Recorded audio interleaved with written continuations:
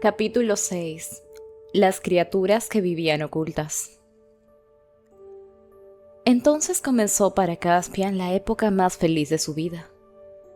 Una linda mañana de verano, en que el pasto estaba aún cubierto de rocío, emprendió el viaje con los dos enanos y el tejón. Atravesando el bosque, subieron hasta una elevada cumbre en las montañas y bajaron hacia el sur por sus asoleadas laderas, desde donde podían ver las verdes campiñas de Archenland. «Iremos primero donde los tres osos panzones», dijo Trumpkin. Cruzaron un claro en el bosque, llegaron al pie de un roble hueco cubierto de musgo. Cazatrufa golpeó el tronco con su pata 3 veces sin recibir respuesta.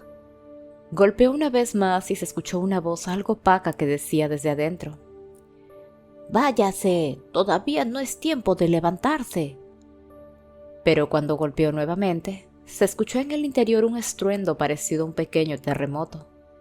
Se abrió una especie de puerta y aparecieron 3 osos de color café, muy panzones en realidad, cuyos ojillos pestañeaban con la luz del día.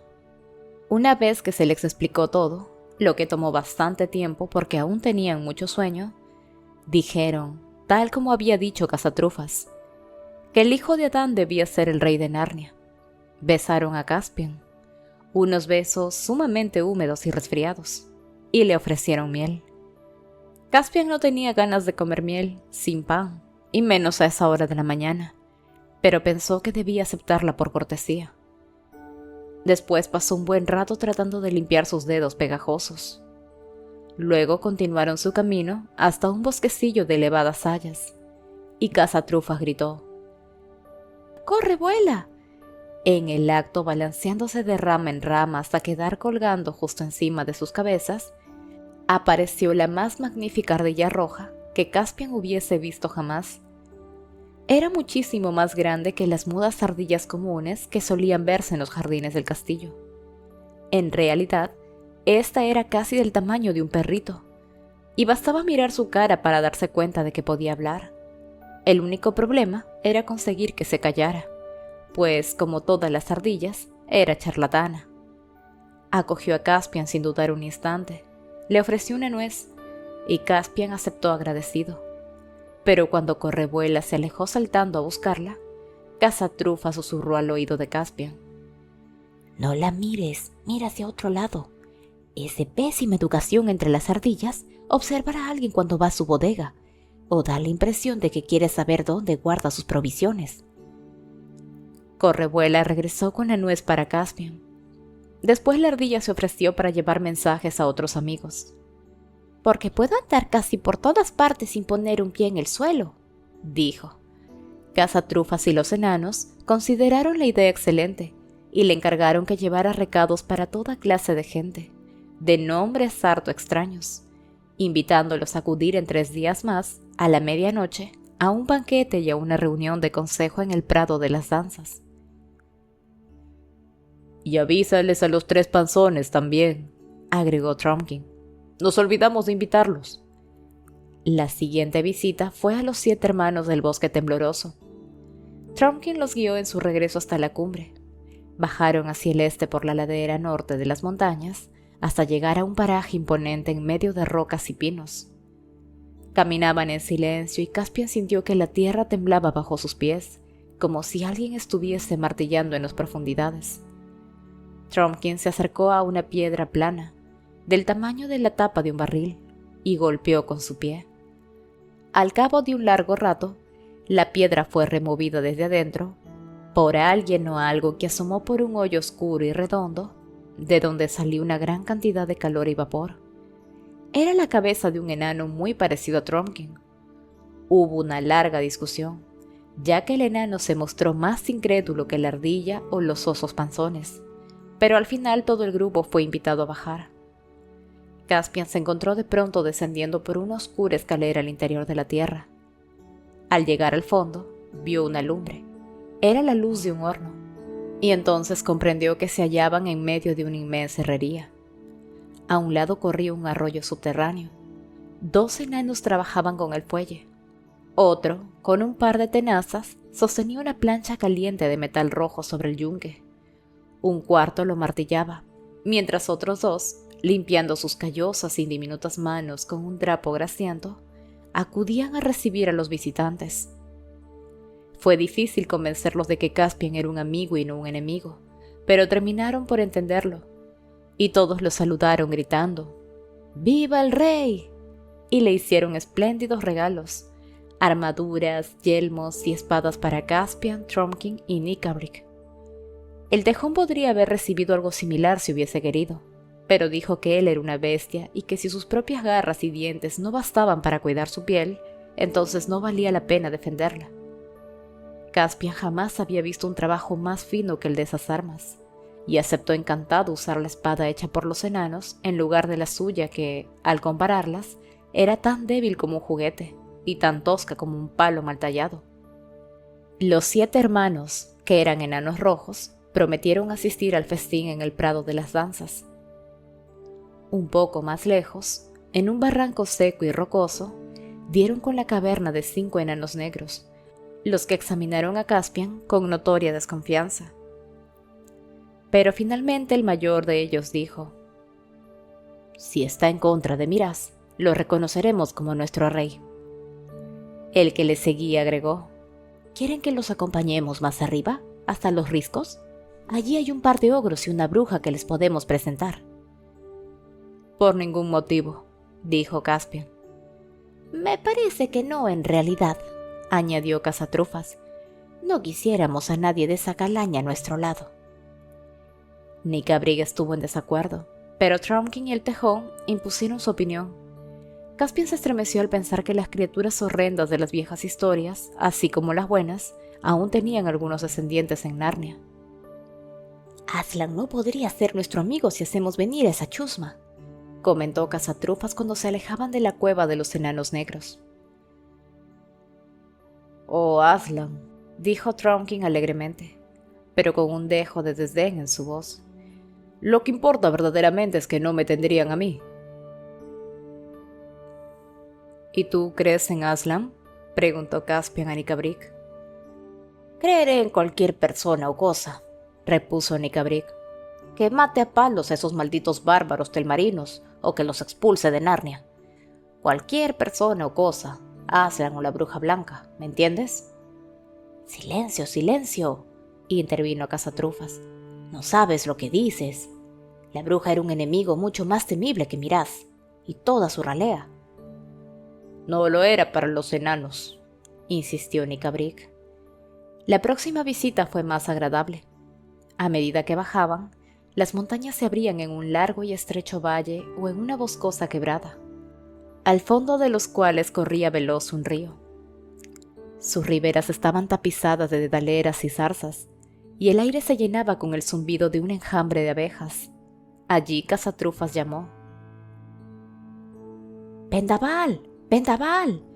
Y al cabo de un rato Caspian escuchó un ruido de cascos, que se fue haciendo cada vez más fuerte, hasta que todo el valle tembló, y de pronto, quebrando y pisoteando matorrales, aparecieron las criaturas más nobles que Caspian pudiera imaginar: el magnífico centauro Vendaval y sus 3 hijos. Su lomo tenía un lustroso color castaño, y la barba que caía sobre su amplio pecho era de color rojo dorado. Era un profeta y un astrólogo, y ya sabía que venía. «¡Viva el rey!», gritó. «Mis hijos y yo estamos dispuestos para la guerra. ¿Cuándo se librará la batalla?». Ni Caspian ni los otros habían pensado hasta ahora en una guerra. Habían considerado vagamente la idea de una ocasional incursión a la granja de algún humano, o un posible ataque a grupo de cazadores, si se aventuraban a internarse en esas selvas australes, pero en general solo habían imaginado la posibilidad de vivir solos en bosques y cuevas y desde su escondite fraguar un asalto a Narnia. Las palabras de Vendaval los hicieron recapacitar seriamente acerca de la situación que enfrentaban. «¿Propones que organicemos una verdadera guerra para echar a Miraz?», preguntó Caspian. «¿Qué otra cosa podemos hacer?», repuso el centauro. «¿Con qué otro propósito su majestad ha vestido su armadura y lleva ceñida su espada?». «¿Lo crees posible, Vendaval?», inquirió el tejón. «El momento ha llegado», dijo Vendaval. Yo observo los cielos, Tejón, porque mi deber es ese, como el tuyo es atesorar recuerdos. Tarva y Alambil se han encontrado en las antesalas de los altos cielos, y en la tierra un hijo de Adán se alza una vez más para dictar las leyes y dar nombres a las criaturas. Ha sonado la hora. El consejo que sostendremos en el prado de las danzas debe ser un consejo de guerra. Habló con tal determinación que Caspian y sus amigos no dudaron un momento más. Ahora les parecía muy posible que pudieran ganar una guerra y muy claro que debían intentarlo. Como ya era pasado el mediodía, se quedaron con los centauros y comieron los alimentos que ellos tenían para ofrecerles: pasteles de avena, manzanas, hierba, vino y queso.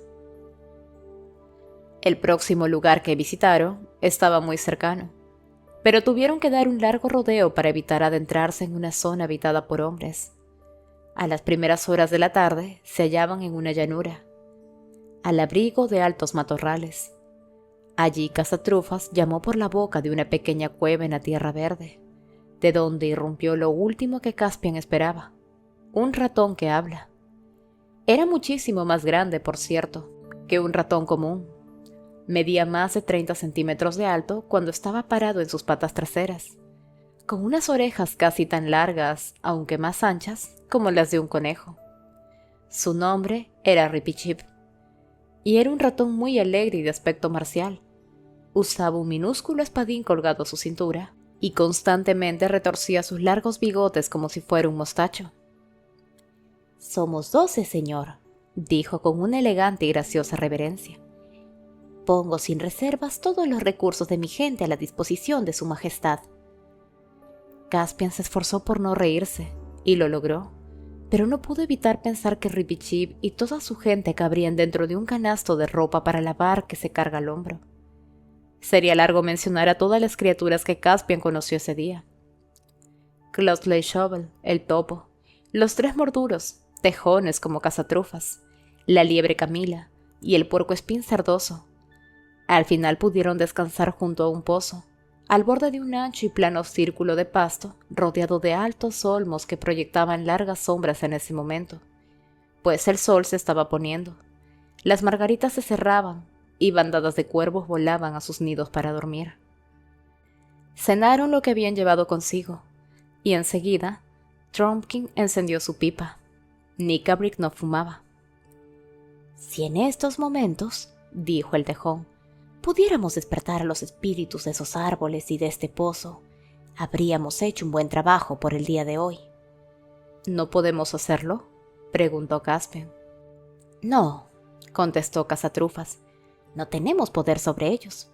Desde que los humanos llegaron a esta tierra, talando los bosques y contaminando los ríos, las dríades y las náyades se sumergieron en un sueño profundo.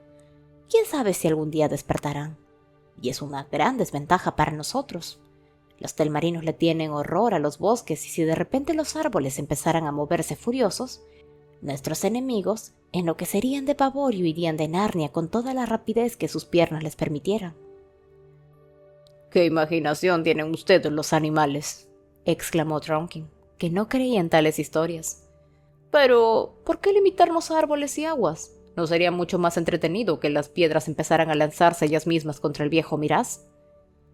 El tejón gruñó nada más ante esas palabras, y se produjo un silencio tan largo que Caspian casi se había quedado dormido cuando creyó escuchar a su espalda una música débil que salía de la profundidad del bosque. Pensó que soñaba, y se recostó nuevamente, pero al poner su oído sobre la tierra, sintió o escuchó, era difícil distinguir, un leve sonido de tambores. Levantó la cabeza.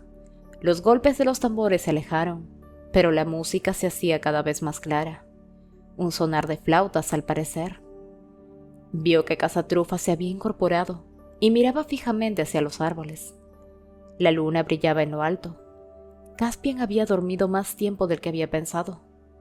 La música se acercaba más y más, una melodía violenta y soñadora a la vez, y el ruido de pasos de muchos pies livianos, hasta que al fin, saliendo del bosque iluminadas por el claro de luna, aparecieron unas figuras bailando, tal como Caspian había soñado toda su vida. No eran mucho más altas que los enanos, pero 1000 veces más delicadas y graciosas. Sus cabezas eran rizadas y lucían pequeños cuernos. La parte superior de sus cuerpos brillaba desnuda a la luz pálida, pero sus piernas y pies eran iguales a los de las cabras. «¡Faunus!», gritó Caspian, levantándose de un brinco, y al punto se vio rodeado por ellos. No costó nada explicarles la situación, y aceptaron a Caspian en el acto. Antes de darse cuenta de lo que hacía, se encontró envuelto en la danza. Trumpkin, con movimientos más torpes y pesados, se les unió, e incluso Cazatrufas brincaba y se movía lentamente lo mejor que podía. Solo Nicabrick se quedó en su lugar, observando en silencio. Los faunos bailaban en torno a Caspian al son de sus flautas de caña. Sus extraños rostros, que reflejaban tristeza y alegría al mismo tiempo, examinaban el suyo con sumo interés. Eran docenas de faunos: Mendius y Oventunus, Idomnus, Voluns, Voltinus, Kirbius, Nimianus, Nausus y Oscans, todos enviados por la ardilla correvuela. Cuando despertó a la mañana siguiente, Caspian casi creía que todo había sido un sueño, pero el pasto estaba cubierto de ligeras huellas de cascos.